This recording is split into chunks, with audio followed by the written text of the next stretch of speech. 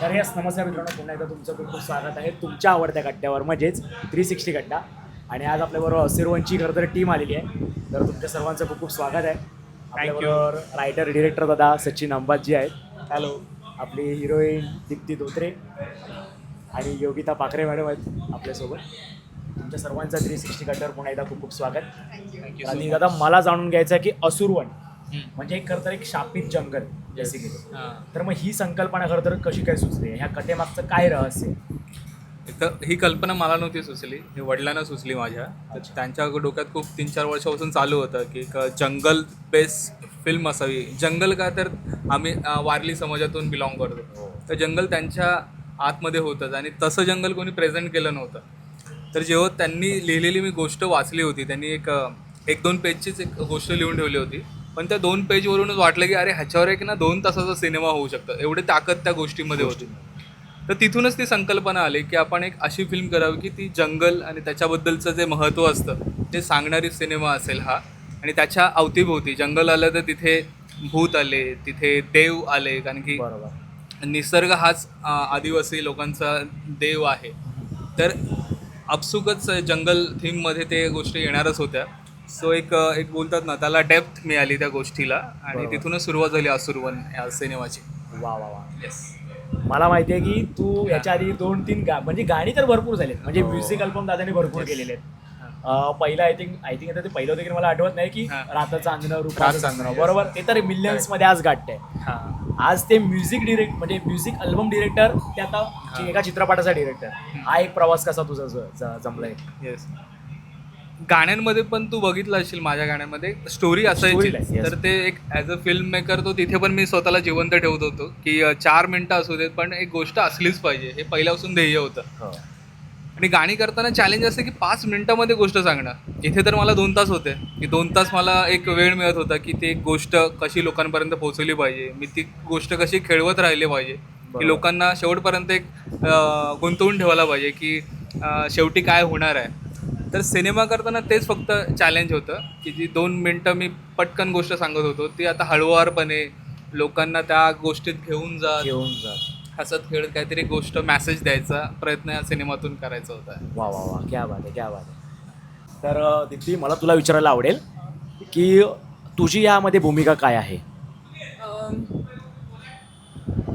लॉकडाऊनच्या नंतर या चित्रपटाच्या प्रोसेसला सुरुवात झाली आणि जेव्हा पहिल्यांदा वाया मी सचिनला भेटले आणि जेव्हा सचिनने मला स्टोरी ऐकवली या फिल्मची, तेव्हा मला असं जाणवलं की एक तर स्टोरी प्रचंड वेगळी आहे. आदिवासी समाज आणि वारली समाज हे असं चित्रण याच्या आधी कधीच सिनेमामध्ये झालेलं नाही आहे. बरोबर. आणि काहीतरी वेगळं करायला मला मिळणार होतं. आणि सेकंड, माझं जे कॅरेक्टर मला सचिनने ज्या पद्धतीनं ऐकवलं ह्या सिनेमामध्ये आणि ज्या पद्धतीनं ते शिफ्ट होते या सिनेमात, ते इतकं इंटरेस्टिंग आहे ना. म्हणजे मी एवढं म्हणू शकते की कोणत्याही अभिनेत्रीसाठी हा ड्रीम रोल असू शकतो. वा. कारण त्या माझ्या शेडला, म्हणजे मी जे सुमन नावाचं पात्र याच्यामध्ये प्ले करते, तिची मुलगी हरवते, जी पोस्टरवर तुम्ही बघता, त्या मुलीची मी मोठी बहीण आहे. अच्छा. ती शहरातून त्या गावात येते आणि तिला शोधण्यासाठी काय काय गोष्टी करत असते. ओके. तर त्या ट्रॅकमध्ये ज्या काही गोष्टी नंतर उलगडत जातात, त्याप्रमाणे बऱ्याचशा गोष्टी व्हेरिएशन्स माझ्या त्या कॅरेक्टरला आहे त्या सिनेमामध्ये. आणि शेवटी प्रचंड वेगळं एक व्हेरिएशन मला करायला त्या सिनेमात मिळालेलं आहे. त्यामुळे माझ्यासाठी एक चॅलेंजिंग हे होतं जेव्हा आमचं डिस्कशन झालं माझ्या कॅरेक्टरवरती. एकतर मी त्याच्यामध्ये खूप अशी ही नाही आहे, आउटवर्ड्स नाही आहे. बरं. मी इंट्रोवर्ड असून पण मला ते सगळं कॅरेक्टर, ते सगळे शेड्स, कमी डायलॉग्स असून ते सगळे शेड्स मला त्या स्क्रीनवरती ते दाखवायचे. हे माझ्यासाठी चॅलेंज होतं. आणि ज्या पद्धतीनं, म्हणजे सुरुवातीला काही सीन्समध्ये माझं जे नेचर आहे ते डिफरंट आहे, जेव्हा मी त्या गावात येते त्यानंतर मी थोडी वेगळी आहे, त्यानंतर एंड वेगळं आहे. आणि हे जे शिफ्टिंग आहे कॅरेक्टरमधलं ते खरंच चॅलेंजिंग होतं आणि ते सचिनने खूप छान पद्धतीनं ते माझ्याकडून काढून घेतलेलं आहे. आणि म्हणजे मी हा माझा जो रोल आहे तो त्यानेच लिहिलेला आहे, पण ते सगळं मी त्यालाच डेडिकेट करते, कारण त्याच्यामुळेच इतकं छान ते दिसलेलं आहे स्क्रीनवर. वा वा वा. मग हे जे पात्र आता तू इतक्या व्हरायटीमध्ये खेळतेस, मग यासाठी किती खास तू तयारी केली होतीस? फ्रँकली स्पीकिंग, तयारी जर म्हणायला गेलंस तर असं काही वर्कशॉप सचिनने घेतलेले आहेत, पण माझी एंट्री या सिनेमामध्ये एंडला झाली. त्यामुळे वर्कशॉप्स मला अटेंड करता नाही आले. ते अटेंड करायला मिळालं असतं तर खूपच बरं झालं असतं. त्यामुळे तसा स्पेस मला मिळालेला नाही आहे. पण जर तयारी म्हटलंस तर घरच्या घरी मी त्या कॅरेक्टरला घेऊन, म्हणजे माझी एक स्वतःची पद्धत आहे. प्रत्येक ॲक्टरची आपापली एक प्रोसेस असते त्या कॅरेक्टरला अडॉप्ट करण्याची. मी असं नेहमी विचार करते की जर तुम्हाला एखादा कॅरेक्टर प्ले करायला मिळतोय तर तुम्ही फक्त आउटर वर्ड्स नाही बघत. मी स्वतः इमॅजिन करते की मी ते कॅरेक्टर आहे.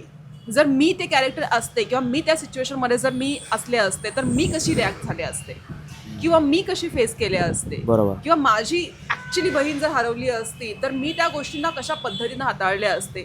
तर तो एक जो मेंटली प्रोसेस असतो तो त्या प्रोसेसमध्ये माझा जोपर्यंत आमचं शूटिंगचा तो दिवस जोपर्यंत येत नाही तोपर्यंत तो मेंटली माझा सुरूच होता इंटरनली की कशा पद्धतीनं करायचं आहे वगैरे वगैरे. आणि सेटवर आल्यानंतर म्हणजे त्या इन बिटवीन माझं सचिनशी ऑन फोन कॉन्व्हर्सेशन व्हायचंच की आपण ते कशा पद्धतीनं वगैरे करायचं. आम्ही जर का थोडंफार जे चेंजेस जर केले असते ते लुकमध्ये आम्ही थोडंसं त्याच्यामध्ये एक्सपेरिमेंट करून बघितलेलं, कारण त्याला अगदीच ग्लॅमर वगैरे काही नको होतं आणि माझी पर्सनॅलिटी थोडीशी ग्लॅमर आहे. त्यामुळे ते थोडंसं कमी करण्यासाठी म्हणून आम्ही अशी म्हणजे कपड्यांमध्ये वगैरे अगदी साधे कपडे आणि अगदी माझे केस टाय केलेले वगैरे आणि मेकअप अगदीच नो मेकअप लुक वगैरे असं हे एवढी तयारी केली आहे. अच्छा, एखादा अनुभव आहे का? कारण की आत्ता जर इतकं म्हणजे ते डार्क शूट आहे खरं तर म्हणायला गेलं कारण की खूप हॉरर आहे, त्याच्यामध्ये सस्पेन्स दिसतोय. आम्ही ज्यावेळी ट्रेलर पाहतोय त्यावेळी आतासुद्धा एक गाणं रिलीज झालं आहे, नुकताच टायटल सॉन्ग माझ्यामध्ये रिलीज झालं आहे. त्याच्यामध्ये तो एक सस्पेन्स दिसतोय की एक काहीतरी गूढ रहस्य आहे त्याच्यामध्ये. तर मग असा एखादा अनुभव आहे का, एखादा हॉरर किस्सा? हॉरर वगैरे जर फ्रँकली स्पीकिंग मला टीमकडून कळलं होतं की आम्ही रिअल लोकेशनला शूट करतो आणि ही जी घटना घडली ती त्याच ठिकाणी घडलेलं आहे ना, त्याच गावातलं आहे ना. आणि आम्ही आदिवासी पाड्यात शूट करतोय म्हणजे हार्डली यू कॅन से की 30-40 हाऊसेस असतील तिकडे, त्याच्यापेक्षा जास्त नसेल आणि अख्खं जंगलच आजूबाजूला. त्यामुळे असा एक्सपिरियन्स येण्याचे चान्सेस खूप ठिकाणी होते. पण ही जी फिल्म आम्ही ज्या म्हणतात ना, एक तुमचं इंटेन्शन ज्या पद्धतीचं असतं तसं तुम्हाला समोरची गोष्टी पण तुम्हाला ते रिसिप्रोकेट तसंच होतं. तर मी म्हणते की आमचं इंटेन्शन भलेही फिल्म करण्याचं असेल, आमची स्टोरी पण तशी असेल, पण आम्ही त्या जागेवर जाऊन शूटिंग करते. आमचं जे स्वार्थ आहे ते आम्ही साध्य करते, पण त्या जागेनेही तेवढ्याच ओपन आर्म्सने त्या जागेने आम्हाला ॲक्सेप्ट केलं. त्याच्यामुळे अशा बऱ्याच हॉन्टेड ठिकाणी सुद्धा आम्ही शूट केलेलं आहे. पण आमच्या टीमच्या कुठल्याही मेंबरला कधीही कुठला वाईट अनुभव आलेला नाही आहे आणि आलंच असेल तर म्हणजे चांगल्याच गोष्टींचा एक्सपिरियन्स आलेला आहे आणि खूप छान शूटिंग करताना वगैरे प्रचंड मजा आलेली आहे. वा वा, म्हणजे खरं तर एका शापित जंगलाची गोष्ट दाखवता त्या जंगलाने खरं तर तुम्हाला मोकळेपणाने तुम्हाला स्वागत केलेलं आहे तुमचं. स्वीकारले. वा वा वा, क्या बात आहे, नाईस नाईस. आता आपल्याबरोबर योगिता पाखरे मॅडम आहेत. मॅडम, तुमचा ह्यामध्ये काय रोल आहे मला ते जाणून घ्यायचं आहे. या मूवीमध्ये माझा रोल आहे हिरोच्या आईचा रोल आहे, म्हणजे समर्थच्या आईचा रोल आहे. अचानक म्हणजे सचिन दादाने तो रोल आला कसा माझ्याकडे, तर दादाने इन्स्टाला DM केलेलं होतं की असे आहे एक रोल आहे म्हणून होते, तर कोणी इंटरेस्टेड असेल तर रिप्लाय करा म्हणून. असं तर मी डायरेक्ट दादा मी येऊ अरे कर ना, तू करू शकतेस, म्हणजे इतका त्याने विश्वास दाखवला माझ्यावर आणि त्याने तो मला रोल दिला आणि मी तो पुरेपूर पार पाडलाय. आणि माझ्यामध्ये हा पहिला चित्रपट आहे, तर मग अनुभव कसा होता ओव्हरऑल? अनुभव खूप छान होता. असं मी सेटवर गेल्यानंतर नेरळला शूट झाली आणि सेटवर गेल्यानंतर असं कोणी दाखवलं नाही की की ही नवीन आहे, आजच आली आहे किंवा असं कधी त्यांनी हे नाही दाखवलं कमीपणा की ही नवीनच आहे. सगळ्यांनी खूप छान सपोर्ट केला. कुठे मी अडकत असेल तरी मला समजून सांगितलं. दादाचा सपोर्ट, पूर्ण टीमचा सपोर्ट खूप छान होता. वा वा वा. आता आईचा रोल आहे म्हटल्यानंतर काय तयारी बेसिकली केली आहे? आईचा रोल होता तशी बेसिक तयारी म्हणजे असं अचानक त्याने सांगितलं मला आईचा रोल आहे ते, आणि माझं लुक पूर्ण चेंज आहे त्याच्यामध्ये. म्हणजे मला मूवीमध्ये बघितल्यानंतर की तू आहेस असं वाटत नाही पटकन की हो. त्याने खूप म्हणजे एक गावची आई बोलतात ना की खूप गरीब आहे अशी, म्हणजे त्या लुकमध्ये आहे आणि असं इतकं काही मला प्रॉब्लेम नाही आले त्याच्यामध्ये. म्हणजे मी केला तो. तुमच्याबरोबर काही किस्सा घडला आहे का, किंवा शूटिंग दरम्यान असा एखादा किस्सा की म्हणजे खूप तो आठवणीत राहिलेला आहे, तो क्षण आहे, तो कधी विसरू नाही शकत? माझा सीन होता हा रात्री, मला वाटतं 7-7:30-8 वाजता काहीतरी, कारण तो एक रात्रीचा दिवाळीचा सीन दाखवायचा होता. त्याच्यामुळे ते पाऊस येते होतेच त्याच्यामध्ये. तोपर्यंत आमची खूप मस्ती चाललेली होती. म्हणजे तेव्हा दादा तिकडे नव्हता, पण आम्ही सगळे ॲक्टर्स तिकडे मस्ती करत होतो. आम्ही तिकडे काय नाही, अशीच मस्ती खूप झालेली. असं सीन असं म्हणजे लक्षात राहण्यासारखा की काहीतरी फक्त थोडंसं म्हणजे डायलॉग हे करताना थोडं वर खाली जातं, थोडं ओरडल्यानंतर थोडं पाणी येणं ना डोळ्यामध्ये, पण नाही दादा तू करू शकतेस, तू घाबरू नकोस. आणि त्याने तो पाठिंबा दिला आणि मी तो सीन पूर्ण केला. योगीने आता मगाशी सांगितलं की तिचा तो दिवाळीचा सिक्वेन्स होता, तर मला तिथली एक आठवण आठवते की तिचा जो समोर मुलगा दाखवला आहे, समर्थ दाखवला छोटा, तर तो एक वाक्य बोलतो. आता ते वाक्य मी सांगू नाही शकत कारण की त्या वाक्यावर आता ट्विस्ट आहे फिल्मचा. ते वाक्य बोलल्यानंतर ना तिचे एक्सप्रेशन चेंज होतात आणि ती वरती बघते आणि संवाद बोलते. तर ती जेव्हा संवाद संपवते तेव्हाच ना ते मला ते काय बोलतात, पाऊस आला पाहिजे होता. तर हे जे टायमिंग होतं, एकदा ही चांगली बोलते एकदा तो पाऊसच येत नाहीये, तर हे जे टायमिंग मॅच करणं जे होतं ना ते खूप डिफिकल्ट होतं. कधी तर ही अशी अरे मी आता मस्त बोलली होती आणि पाऊसच नाही, मग ती पाऊस जो लावत होता प्रोडक्शनवाली जी मुलं होती आमची, तर त्यांच्यावर अरे तो बरोबर लावा ना, आता बरोबर बोलली होती मी तर एक संवाद बोलायला पूर्ण 1 तास गेला होता आमचा. पण जो संवाद आलाय फिल्ममध्ये तो कमाल आहे. त्याच्यामुळे तो एक तुम्ही टीजरमधून एक शॉट बघितला असेल की ती पैसे ऑफर करते एका मुलाला आणि तिचे एक्सप्रेशन ते दिसत आहेत, तिथे तो संवाद असणार आहे. तर ही जी मेहनत आहे 1 तासाच्या एका डायलॉगसाठी, त्यामुळे तुम्हाला 5 डिसेंबरला दिसणार आहे स्क्रीनवर. तर दादा चित्रपटामध्ये ती गाणी आहेत त्याबद्दल तू एकंदरीत काय सांगशील मला? जेव्हा ह्या फिल्मचं पहिला ड्राफ्ट कम्प्लीट झाला होता आणि तेव्हा बघताना वाटलं की यार अजून ह्यात काहीतरी असायला पाहिजे. बॅकग्राऊंड म्हणजे जेव्हा आपण पहिला एडिट करतो तेव्हा बॅकग्राऊंडचा विचार करतो. जेव्हा बॅकग्राऊंड आम्ही डिझाईन करत होतो तेव्हाच असं वाटलं की यार हे जी थीम दिसते असुरवन जे आपण टायटल ठेवलं आहे त्याचं थीम यायला हवं. तर मी सगळ्या म्युझिक डिरेक्टर्स जे माझे मित्र होते आत्तापर्यंत काम केलेले तर सगळ्यांना भेटलो आणि सगळ्यांना सांगतो की मला असं गाणं पाहिजे की त्याच्यातून सिनेमा कळला पाहिजे की सिनेमाची थीम काय नक्की. तर सगळ्यांना भेटत होतं पण त्यांना ते कळतच नव्हतं कारण की त्यांनी ह्या अगोदर वारली असं टायटल केलं नव्हतं या त्यांना ते कनेक्ट होत नसेल की हा काय सांगतोय. तर माझेच एक मित्र आहे राहुल दास म्हणून, तर तोच बोलले की दादा तुला कळतंय ना तुला काय हवं आहे, तर तुझ्यापेक्षा जास्त चांगलं कोण म्युझिक करू शकतं, तर तूच एकदा ट्राय कर ना, तर मी तुला हेल्प करतो. कारण की त्यांनी क्लासिकल म्युझिक वगैरे केलं होतं आणि मी शिकलो नव्हतो, मी ऐकूनच म्हणजे माझ्या वडिलांनी मला ती सवय लावली होती की गाणी, आमच्या घरामध्ये गाणी खूप ऐकतात, तर मी ती लहानपणापासून ते बॅक ऑफ द माइंड माझं होतं, सबकॉन्शियस माइंड माझं रेडी होता म्युझिकसाठी. तर मी शब्द लिहिताच एक छोटी चाल करत गेलो की असं असं चाललंय आणि तेव्हा मग राहुल दास म्हणून आहे त्याला मी ऐकवलं की माझ्या डोक्यात असं असं आहे, तर ते त्याच्यासोबत बसून जॅमिंग वगैरे करत आम्ही ते गाणं बनवलं. आणि जेव्हा ते कंपोज केलं आणि त्याच्यानंतर मग इन्स्ट्रुमेंट टाकायची वेळ आली की ह्याच्यात कोणते कोणते इन्स्ट्रुमेंट असायला हवेत काय हवे, तर मग तेव्हा प्रोसेस सुरू झाली की ह्याच्यात आदिवासी इन्स्ट्रुमेंट यायला हवेत आणि एक ग्रँजरनेस यायला हवं. त्याच्यात आम्ही सिम्फनी टाकलं आहे. कारण तुम्ही ऐकलं असेल गाणं, आता स्वप्नस्वरूप यूट्यूब चॅनलवर आलं आहे तर तुम्ही नक्की ऐका, हेडफोन्सवर ऐका, की त्याच्यात खूप डिटेलिंग केलं आहे कारण की ते ग्रँजर ऐकायला येतं. तर त्याच्यासाठी खूप आम्ही मेहनत केली कारण की 1.5 महिन्यात एकाच ट्रॅकवर आम्ही काम करत होतो असुरवन टायटल. कारण की ते टायटल ऐकल्यानंतरच एक फील यायला पाहिजे होता की ही फिल्म आपण बघायला पाहिजे. सो आता जो रिस्पॉन्स येतोय ते ऐकूनच वाटते की आम्ही त्याच्यात थोडंफार यशस्वी झालो. कारण की आम्हाला अपेक्षा नव्हती, आम्हाला वाटलं होतं एक गावठी नाच म्हणून जे आमचं डान्स सॉन्ग आहे ते जास्त व्हायरल होतं, पण असुरवन हे गाणं त्याच्यावरून पुढे जात आहे आणि लोकांना ॲज अ म्युझिक डिरेक्टर पण मी आवडतोय, ह्याचं खूप चांगलं वाटलं. कारण की त्या म्हणजे तुझ्या चित्रपटामध्ये तू आता म्युझिक डिरेक्टर मध्ये सुद्धा तू काम केलेलं आहेस. वा वा वा. आणि गाण्याचे बोल सुद्धा मग तूच लिहिलेले आहेस का? हा, मी इंडस्ट्रीमध्ये आलो तर लिरिक्स रायटरच मी. 2014 पासून गीतकार म्हणूनच आहे. ते माझ्या वडिलांपासूनच माझ्याकडे आलं, ते पण गीतकार होते. मग मीच तिथून मग त्यांच्याकडून एक कला असतात की ते गीतकार होते. त्याच्यानंतर मग त्यांचं विजन चांगलं होतं ॲज अ डिरेक्टर म्हणून, तर तिथूनच ते हळूहळू गुण माझ्यामध्ये येत गेले. मग गीतकारचं मग नंतर मग कोणी माझी गाणी शूट करत नव्हतं, मग स्वतःच मग डिरेक्टर झालो की मी लिहिले ते मी स्वतः प्रेझेंट करावं. आणि ते आपल्यालाच ऍक्च्युली कळतं माहिती की आपण जे लिहिले ना ते हे कसं दिसेल हे आपल्यालाच माहिती असतं की हा मला हे उतरवायचंय तर मला हे असा शॉट पाहिजे, त्याच्याशिवाय मी पुढे जाणार नाही. करेक्ट. आणि जेव्हा ऑप्शन नसतो ना, म्हणजे तुम्ही असं 2 ऑप्शन या काहीतरी पर्याय आहे म्हणून बॅकअप द प्लॅन असेल, तर तुम्ही खूप घाबरता. जेव्हा माझ्याकडे ऑप्शनच नव्हतं, कोण करून नव्हतं द्यायला, तर मग काय आपणच उतरायचं. हां, चुकलं तर चुकलं, पण मीच करणार ते.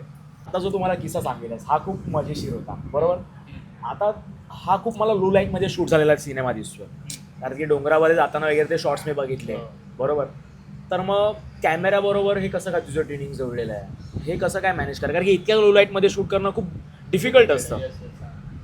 तर आता मगाशी सगळेच बोलतात की मी एक कम्फर्ट झोन टीम निवडतो, जे ज्यांच्यासोबत मी अगोदर पण काम केलं आहे. बरोबर. तर जेव्हा ही फिल्म लिहत होतो आणि हे एक्झिक्यूट करण्याचा जेव्हा विचार चालू होता, तर तू जसं म्हणालास की सगळं लो लाईटमध्ये आहे, कॅमेरा खूप महत्त्वाचा पार्ट होणार होता, तर तिथे आम्ही रिस्क नाही घेतली. की ज्याला नॉलेज आहे, लायटिंगचं खूप नॉलेज आहे आणि कॅमेरावर, कारण की आम्ही हे रेड ड्रॅगनवर शूट करणार होतो, तेव्हाच फिक्स झालं होतं की हे 6Kवरच मोठ्या विजनला शूट झालं पाहिजे. तर हा कॅमेरा कोण हाताळू शकतो, तर तेव्हा मी सर्च सुरू केला. तर FTIचा स्टुडंट नुकताच पासआउट झाला होता आणि सुधाकर रेड्डी वगैरे जे आहेत, जे नाळ सिनेमाचे DOP आहेत, तर त्यांचंच स्टुडंट एक रवी म्हणून आहेत. अच्छा. तर त्यांच्याशी माझी भेट झाली आणि त्याचं जेव्हा कन्व्हर्सेशन माझ्यासोबत झालं, तेव्हा कळलं की ह्याच्यात ते दम आहे की हा जे मी विजन बघतोय ते हा उतरू शकतो.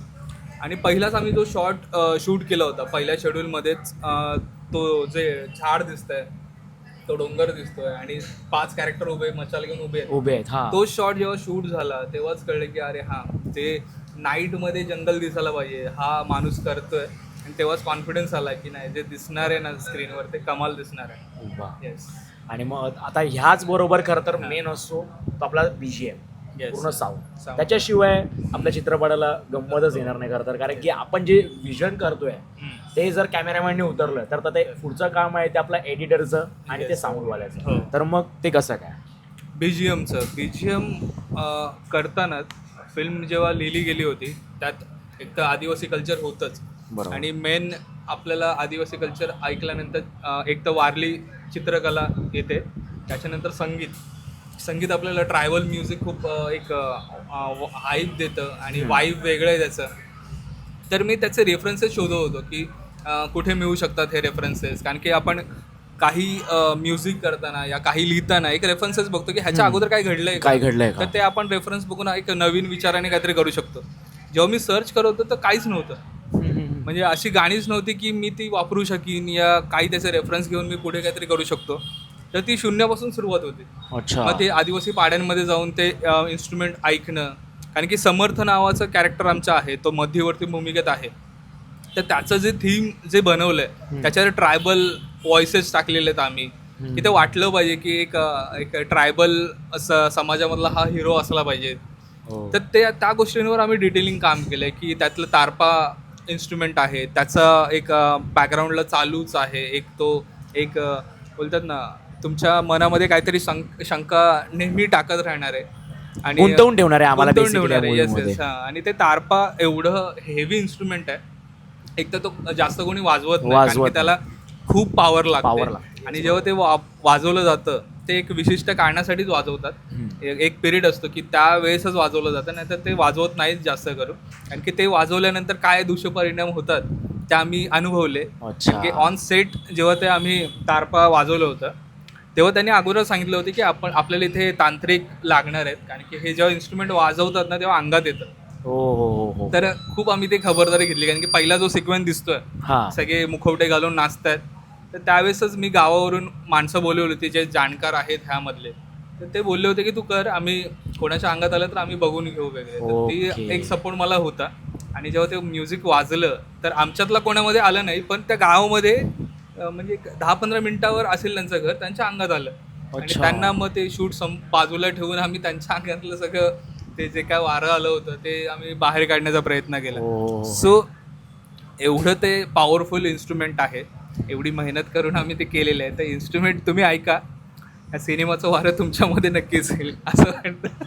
आणि हे वारा घेण्यासाठी जायचं आपल्याला 5 डिसेंबरला. yes. संपूर्ण महाराष्ट्रामध्ये चित्रपट हा प्रदर्शित होतोय, असुरवन. तर दादा ह्या असुरवनामधले हे पात्र तुला कुठे कुठे मिळाले, मला ते आता ऐकायचं आहे. एकतर सगळे मित्र होते माझे सगळे. जेव्हा लिहत होतो तेव्हाच माहिती होते की हा जे व्हायरल नावाचं कॅरेक्टर आहे ते अनुजच करणार, कारण की त्याला मी 7-8 वर्षापासून ओळखतोय. तर त्याच्यामधलं जे कॉमिक सेन्स आहे तर तो मला त्या कॅरेक्टरमध्ये लिहितानाच कळत होतं आणि त्याच्या मी अनुज कसा परफॉर्म करेल तर त्यानुसारच लिहित होतो. तर असे प्रत्येक कॅरेक्टर्स मला मिळतच होते. फक्त जो मध्यवर्ती भूमिकेत सूरज नेवरेकर आहे तर सूरजचं फक्त कास्टिंग वेगळं झालं होतं कारण की त्या कॅरेक्टरसाठी वेगळा आम्ही ॲक्टर बघत होतो, पण त्याच्या डेट्स आणि ते सगळ्या गोष्टी मॅनेज झाल्या नाहीत आणि शूट 5-6 दिवसावरच राहिलं होतं आणि सूरज माझ्यासोबत डिरेक्शन टीममध्ये होता.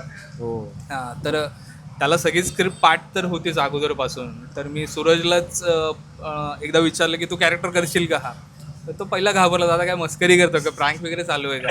बोललो नाही मला वाटतंय की तू करू शकतोस कारण की जो त्याचं जे बॉडी जी आहे या तो जो ज्या पद्धतीने पर्सनॅलिटी दिसते तर तो होता की त्या कॅरेक्टरला जाईल आणि त्याच्यामध्ये एवढं सगळं पर्सनॅलिटी असून पण तो इनोसन्स आहे ना त्याच्यामध्ये हां ते त्याच्यात होतं आणि ज्यांच्यावरून आम्ही प्रेरित होऊन हे कॅरेक्टर लिहिलं होतं त्याच्या जवळपास जाणारा सूरज होता. सो ते सिलेक्शन एक होतं आणि सगळ्यांचंच. आता दीप्तीचं तर मी फोटोज बघितले होते आणि सगळेच बोलत होते अरे तुझी कॅरेक्टर एकदम ते गावरान कॅरेक्टर असणार आहे, ते गावामध्ये सटल कॅरेक्टर आहे, तर दीप्ती कशी जाणार त्यामध्ये.